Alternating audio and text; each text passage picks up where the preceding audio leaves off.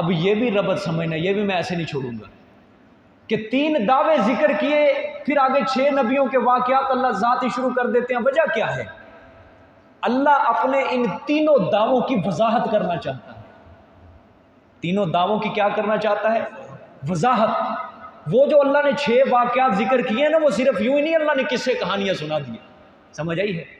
تو اللہ اب یہاں سے کیا کرے گا؟ قصے کہانیاں شروع کرے گا، اور سچے قصے شروع کرے گا، یاد رکھنا۔ کون سے قصے؟ سچے قصے۔ اللہ فرمائیں گے لوگوں، اے مشرک مولوی، مشرک پیر جو ہیں، تمہیں اپنے بزرگوں کی جھوٹے قصے کہانیاں سناتے ہیں، اوے میرے موحد بندو، آؤ میں تمہیں اپنے سچے نبیوں کی سچی کہانیاں سناتا ہوں۔ سمجھ آئی؟ میں سچے نبیوں کی سچی کہانیاں سناتا ہوں میں تمہیں، ٹھیک ہے؟ 6 نبیوں کے اللہ نے واقعات ذکر کیے، کیوں ذکر کیے؟ کہ ان تینوں قصوں، 6 کے 6 نبیوں کے جو قصے آئیں گے، اللہ تعالیٰ ان تینوں دعووں کی وضاحت کریں گے۔ کس طرح جی؟ میری بات اب غور سے سمجھتے جانا ہے، جو رہ گیا رہ گیا۔ پہلے 3 قصے، پہلا قصہ ہے حضرت نوح علیہ السلام کا، دوسرا قصہ ہے حضرت ہود علیہ السلام کا، تیسرا قصہ ہے حضرت صالح علیہ السلام کا۔ یہ جو 3 قصے ہوں گے، یہ تیسرے دعوے کے اوپر اللہ تعالیٰ اس کی وضاحت کریں گے۔ تیسرے دعوے کی، تیسرا دعویٰ کیا تھا؟ بولو۔ اس کائنات کا معبود صرف میں ہوں، اس کائنات کا مختار کل عالم الغیب صرف میں ہوں۔ اللہ فرمائیں گے اگر یقین نہیں آتا تو آؤ میرا قرآن پڑھو، حضرت نوح کا تذکرہ پڑھو، حضرت ہود کا تذکرہ پڑھو، حضرت صالح کا تذکرہ پڑھو۔ انہوں نے اپنی قوم کو یہی تبلیغ کی، یا قوم اعبدوا اللہ ما لکم من الہ غیرہ، اے میری قوم کے لوگوں، عبادتیں صرف اللہ کی کرو، اس کائنات میں اللہ کے سوا کوئی معبود نہیں ہے تمہارا، کوئی عالم الغیب نہیں، کوئی مختار کل نہیں۔ سمجھ آئی؟ یہ تیسرے دعوے کی وضاحت کے لیے اللہ نے پہلے 3 قصوں کو ذکر کیا۔ یہ ایک طرف ہو گئی، حضرت نوح کا قصہ بھی، حضرت ہود کا قصہ، حضرت صالح کا قصہ، تیسرا دعویٰ ایک طرف ہو گیا، ٹھیک ہے؟ چوتھا قصہ اللہ نے ذکر کیا حضرت لوط علیہ السلام۔ حضرت لوط کی قوم کیا بدکاری کرتی تھی؟ لواطت، ہم جنس پرستی، ٹھیک ہے؟ اچھا، دوسرا دعویٰ کیا تھا؟ دوسرا دعویٰ اللہ نے کیا ذکر کیا؟ میرے احکام کی پیروی کرنی ہے، شیطان کے احکام کی پیروی کر کے کسی چیز کو حرام نہیں کرنا۔ اچھا، اللہ فرمانا چاہتے ہیں، یہ جو قوم لوط تھی نا، قوم لوط، اللہ فرمانا چاہتے ہیں دوسرے دعوے، میرے حلال کو حلال سمجھو، میرے حرام کو حرام سمجھو، ٹھیک ہے؟ اپنی طرف سے تحریم نہ کرو۔ حضرت لوط کی قوم جو تھی، یہ فسق و فجور میں اتنی منہمک، اتنی ڈوب گئی کہ ان کے دلوں سے بدکاری کی برائی اور حرام کی حرمت کا احساس ہی ختم ہو گیا۔ حرام کی حرمت کا احساس ہی کیا ہو گیا؟ ختم ہو گیا۔ وہ اللہ کی حرام کردہ چیزوں سے حرام والا معاملہ کرتے ہی نہیں تھے، اللہ کی حرام کردہ چیزوں سے حرام والا معاملہ کرتا ہی نہیں تھے، وہ ہم جنس پرستی سے حرام والا معاملہ کرتے ہی نہیں تھے، بلکہ وہ حلال سمجھ کے کرتے تھے۔ یہ جو چوتھا حضرت لوط کا قصہ ہے نا، یہ دوسرے دعوے کی وضاحت کے لیے اللہ نے ذکر کیا ہے۔ اللہ فرمائیں گے میرے حلال کو حلال جانو، میرے حرام کو حرام جانو۔ اپنی طرف سے کیوں کسی چیز کو حلال کرتے ہو؟ میری حرام کردہ چیزوں کو حلال کرو۔ یہ 4 قصے ایک طرف ہو گئے۔ اچھا، حضرت شعیب علیہ السلام، 5واں قصہ، سمجھ آئی ہے؟ حضرت شعیب علیہ السلام کی جو قوم تھی، کتنی بدکاریوں میں مبتلا تھی؟ بول سکتا ہے کوئی؟ بتا سکتا ہے؟ جی جی جی جی، مشرک بھی تھے اور ساتھ جی، قرآن نے کن برائی کو ذکر کیا؟ یہ ناپ تول میں کیا کرتے تھے؟ یہ 2 خباستیں تھیں ان کے، 2 قباستیں۔ اچھا، کوئی بتا سکتا ہے مجھے کہ اللہ تعالیٰ کتنے دعووں کے اوپر اللہ تعالیٰ حضرت شعیب کا قصہ فٹ کرنا چاہتے ہیں؟ 3 دعووں میں سے بول سکتا ہے کوئی؟ لڑا سکتا ہے ذہن؟ دوسرے اور تیسرے کے اوپر حضرت شعیب نے دعوت دی تھی کہ نہیں، اعبدوا اللہ ما لکم من الہ غیرہ، دی تھی، اے میری قوم عبادت صرف اللہ کی کرو، اس کے سوا تمہارا کوئی الہ نہیں۔ یہ تیسرے دعوے کے اوپر اللہ نے فٹ کر دیا اس کو۔ دوسرا دعویٰ کیا تھا؟ کہ میرے احکام کی کیا کرو؟ پیروی کرو، شیطان کے احکام کی پیروی کر کے کسی چیز کو حرام نہ کرو۔ حضرت شعیب نے دعوت دی تھی کہ نہیں، فاوفوا الکیل والمیزان، ناپ تول کو پورا کرو، کیونکہ حضرت کی قوم جو تھی، حضرت شعیب کی قوم جو تھی، ناپ تول اندر کمی کر کے کسی کا حق مار کے اس کو حرام ہی نہیں سمجھتے تھے بدبخت، اس کو سمجھتے بہت اچھا کام. اس لیے تو حضرت شعیب اصلات، کیا تیری نماز تجھ کو یہ سکھاتی ہے؟ حضرت شعیب کو یہ تانا دیتے تھے. سمجھے؟ یہ دوسرے قصے کے اوپر متفرع کر دیا. یہ حضرت شعیب کا جو قصہ ہے نا، یہ دوسرے اور تیسرے دعوے کی وضاحت کے لیے اللہ تعالیٰ نے یہ قصہ ذکر کیا ہے. یہ قصہ سمجھ آئیے. دو خباستیں تھیں حضرت شعیب کی قوم میں، دونوں کو اللہ تعالیٰ نے حضرت شعیب کا قصہ کر کے دونوں دعووں کو وضاحت کی ہے. اچھا آپ کو پتہ ہے ابھی تک پہلے دعوے کی وضاحت کے لیے کوئی قصہ نہیں آیا ابھی تک. پہلا دعویٰ کیا تھا؟ اگر مسئلہ توحید کی تبلیغ کے اندر کوئی مصیبتیں آئیں، تکلیفیں آئیں، غم آئے، اس کا سامنا کرنا، اس کے اوپر غم زدہ بالکل نہ ہونا. اللہ تعالیٰ نے اس دعوے کو ثابت کرنے کے لیے صرف حضرت موسیٰ کا قصہ ذکر کیا ہے. بس حضرت موسیٰ علیہ السلام کا ذکر، چھٹا قصہ یہ حضرت آخر کے اندر، اور یہ بہت لمبا قصہ اللہ نے ذکر کیا حضرت موسیٰ کا. میں آپ کو پیچھے بتایا ہوں نا کہ جب بھی اللہ حضرت موسیٰ کا قصہ ذکر کرتے ہیں نا تو آپ صلی اللہ علیہ وسلم کو تسلی ہوتی ہے کہ میرے پیغمبر اگر آپ کی قوم نہیں مانتی، آپ کی قوم دن رات شرک و کفر میں مبتلا، یہ دکھ پہنچاتے، میرے موسیٰ کو بھی تو پڑھ کے دیکھ کہ اس کی قوم فرعون کی طرف سے بھی تکلیفیں آئی اور اپنی قوم نے بھی تکلیفیں پہنچائی ہیں، غیروں نے بھی اور اپنوں نے بھی. حضرت موسیٰ کے قصے کے اندر اللہ حضرت موسیٰ کے صرف 8 واقعات ذکر کریں گے. 8 واقعات لمبائی کے ساتھ اللہ تعالیٰ نے پورا حضرت موسیٰ کا قصہ. کتنے واقعات حضرت موسیٰ کے قصے میں؟ 8 واقعات مسلسل. اچھا ان کا بھی کیا ہوگا؟ یہ 8 جو مسلسل واقعات کا سلسلہ ہوگا یہ ایک کٹھن اور مشکل منزل کی شان رکھتا ہے. یہ واقعہ ایک موحد کے لیے یہ بہت بڑی تسلی ہوگی. یہ پہلے دعوے کی وضاحت کے لیے اللہ تعالیٰ نے اگر میرے مسئلہ توحید کے بیان کے اندر تمہیں تکلیفیں آئے، مصیبتیں آئیں، تو پھر موسیٰ کی طرح اس کو برداشت کرنا ہے. تم سمجھیں 8 واقعات اللہ تعالیٰ ذکر کریں.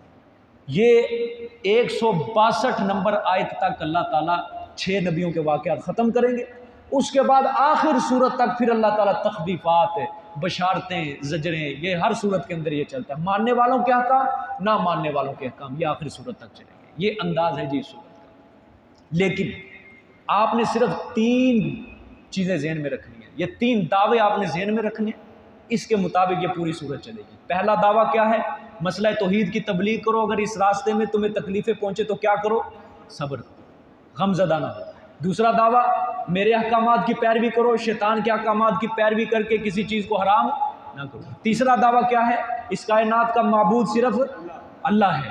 میں ہوں عالم الغیب، میں ہوں مختار کل، میں نے کسی کو کوئی اختیار نہیں دیا. ٹھیک ہے. ان تینوں دعووں کی وضاحت کے لیے اللہ نے کتنے نبیوں کے واقعات ذکر کیے؟ 6 نبیوں کے واقعات. بس یہ چیز آپ نے بس اپنے ذہن میں رکھنی ہے. ٹھیک. آ جاؤ جی اب صورت کے اندر. اللہ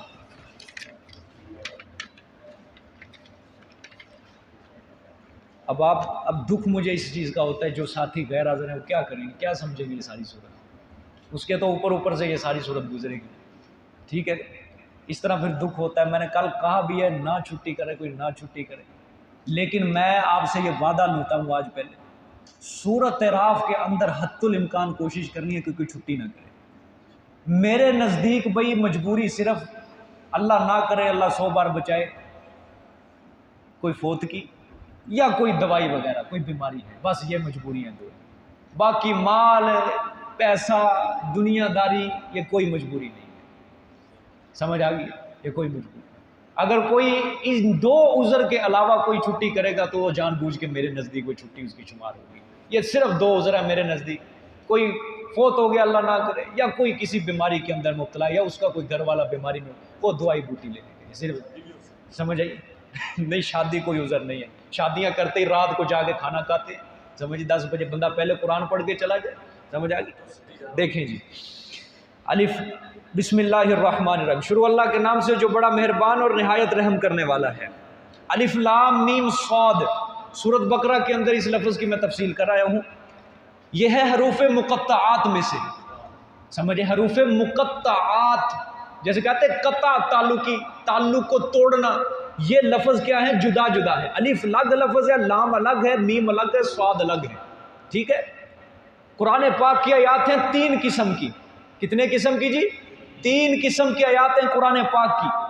ایک ہیں وہ آیات کہ جن کا ہمیں معنی بھی معلوم ہے اور مراد بھی معلوم ہے، جن کا ترجمہ بھی معلوم ہے، تفسیر بھی معلوم ہے، ٹھیک ہے۔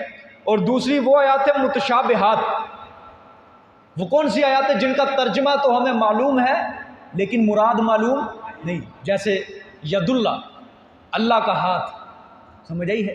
ید اللہ، اللہ کا ہاتھ۔ اب پتہ نہیں اللہ کا ہاتھ کس طرح کا ہے، ہمارے جیسا تو نہیں ہے، لیکن ہم یہاں پہ کیا کہیں گے، ترجمہ تو ہمیں معلوم ہے لیکن اللہ کا ہاتھ اس کی شان کے مطابق جس طرح بھی ہے اللہ کو پتہ ہے، ہمیں نہیں پتہ بالکل۔ یہ ہوتی ہے آیات متشابہات میں سے۔ تیسری آیت یہ ہوتی ہے حروف مقطعات، جن کا نہ معنی معلوم نہ ترجمہ معلوم، نہ ترجمہ معلوم نہ مفہوم معلوم ہے، کچھ معلوم نہیں۔ سن لو بات، اللہ نے اس کا ترجمہ، اللہ نے اس کا معنی مفہوم اللہ نے کسی پیغمبر کو بھی نہیں بتایا، حتیٰ کہ آپ صلی اللہ علیہ وسلم کو بھی اس کا مفہوم نہیں بتایا، ٹھیک ہے۔ جب بھی ہم یہ لفظ پڑھیں گے یہاں پہ ایک بات کہیں گے، بس اللہ عالم بمرادہ بہ، اللہ ہی صرف اس کی مراد کو جانتا ہے، بس اور کوئی نہیں جانتا۔ اللہ نے یہ راز کسی کو بھی نہیں دیا، ٹھیک ہے۔ یہ مطلب اس کا، یہ ترجمہ، یہ معنی مفہوم۔ بعض لوگ کہتے ہیں نا الف لام میم کے اندر الف سے اللہ، لام سے جبریل، میم سے محمد، یہ بناتے ہیں نا، تو یہ کوئی کسی حدیث سے ثابت نہیں ہے، کسی سند سے ثابت نہیں ہے، یاد رکھنا۔ اس کی مراد کو صرف اللہ جانتا ہے، سمجھ۔ اچھا پھر سوال بڑا زبردست پیدا، جب اس کی مراد اللہ کو جانتا ہے، اس کا معنی اللہ جانتا ہے، تو پھر قرآن کریم کے اندر اللہ نے یہ کیوں ذکر کیا؟ جب اس کے اندر ہماری اصلاح، ہاں نیکیوں کا وعدہ ضرور ہے بھائی، کتنے حرف ہیں یہ؟ 4، 40 نیکیاں پکی ہیں، نیکیوں کا وعدہ ضرور، لیکن جب ہمیں معنی مفہوم ہی نہیں پتہ اللہ نے کیوں ذکر کیا؟ اللہ امتحان لینا چاہتا ہے۔ دیکھتا ہوں اپنے بندوں کو کہ اگر جس آیت کا معنی مفہوم معلوم ہے ٹھیک ہے، اس کے پیچھے تو چلتا ہے، لیکن جس کا معنی مفہوم معلوم نہیں، اس کے کھوج کرید کے اندر یہ لگتا ہے، میں امتحان لینا چاہتا ہوں کیا یہ میری بات کو مانتا ہے یا نہیں مانتا، اس کے اوپر شکوہ کرتا ہے کہ یہ اس کا اللہ نے مطلب نہیں بیان کیا، میں اس آیت کو نہیں مانتا، ٹھیک ہے۔ اللہ امتحان لینا چاہتا ہے، امتحان، آزمائش۔ بس ہم یہی کہیں گے قرآن کا لفظ ہے، سچا ہے، برحق ہے، اللہ نے اتار دیا، اللہ نے اس کا معنی مفہوم نہیں بتایا، لیکن ہمارا ایمان ہے یہ الفاظ قرآن پاک کے، سمجھ آ گئی؟ یہ آزمائش ہے، امتحان ہے۔ تو اللہ عالم بمرادہ بھی، اللہ اس کی مراد کو جانتا ہے۔ کتاب انزل الیک فلا یکن فی صدرک حرج منہ، یہ کتاب کون سی؟ قرآن پاک، ٹھیک ہے۔ کتاب ان کے اوپر جو دو پیش ہیں یہ تعظیم کے لیے، یہ عظیم الشان کتاب انزل، اتاری گئی، الیک طرف آپ کے، فلا یکن فی صدرک، پس نہ ہو بیچ تیرے سینے کے، حرجن کوئی تنگی، منہ اس سے، کس سے؟ نہ ماننے کی وجہ سے۔ مشرکین نہیں مانتے تھے نا، آپ صلی اللہ علیہ وسلم تبلیغ کرتے ہیں، مسئلہ تو ہی سمجھاتے ہیں، ظالم آگے سے فتوے لگاتے، تمسخر کر رہے ہیں، مذاق اڑا رہے ہیں آپ صلی اللہ علیہ وسلم کا، میرے پیغمبر آپ نے کوئی تنگی نہیں اپنے سینے کے اندر لے کے ان کے نہ ماننے کی وجہ سے، ٹھیک ہے۔ لِتُنذِرَ بِهِ، تاکہ تو ڈرائے ساتھ اس کے، ٹھیک ہے۔ مقصد بھی بتا دیا کیوں اتاری، اس کے ذریعے نصیحت کرے، اس کے ذریعے تو کیا کرے، لوگوں کو ڈرائے۔ یہ پہلا دعویٰ اللہ نے، یہ اس آیت کے دوسری آیت میں اللہ نے پہلا دعویٰ ذکر کر دیا۔ کیا دعویٰ؟ اللہ نے فرمایا بہادر بنو، دلیر بنو، لوگوں تک مسئلہ توحید کو پہنچاؤ، بہادر بنو، دلیر بنو، لوگوں تک مسئلہ توحید کو پہنچاؤ، دل میں کسی قسم کی تنگی نہ لاؤ، مشرکین کی تکذیب کی کوئی پرواہ مت کرو، اس سلسلہ میں اگر تکلیفیں آئیں تو خود برداشت کرو، اور یہ پہلا دعویٰ ہے، ٹھیک ہے۔ ہاں، فلا یکن فی صدرک حرج منہ، پس نہ ہو آپ کے سینے میں حرج، کوئی تنگی، منہ اس سے، یعنی نہ ماننے کی وجہ سے، لتنذر بہ، تاکہ آپ ڈرائیں ساتھ اس کے۔ اچھا پیچھے دیکھیں، انزل الیک، یہ کتاب ہم نے اتاری آپ کی طرف، ٹھیک ہے، کتاب انزل الیک۔ آگے دیکھیں لتنذر بہ، یہ کتاب کیوں اتاری؟ تاکہ آپ اس کتاب کے ذریعے سے لوگوں کو نصیحت کر سکیں۔ اللہ فرمانا چاہتے ہیں لوگوں، مولویوں کی کتابوں کے پیچھے نہیں پڑھنا، ٹھیک ہے، کسی قصے کہانی کے پیچھے نہیں پڑھنا، ٹھیک ہے، ہاں، واقعات کے پیچھے نہ پڑھو، بلکہ قرآن کے پیچھے پڑھو، میری کتاب کے پیچھے پڑھو، اس کے ساتھ ڈراؤ لوگ، اس کے ساتھ نصیحت کرو لوگوں کو، اس کے ساتھ ڈراؤ۔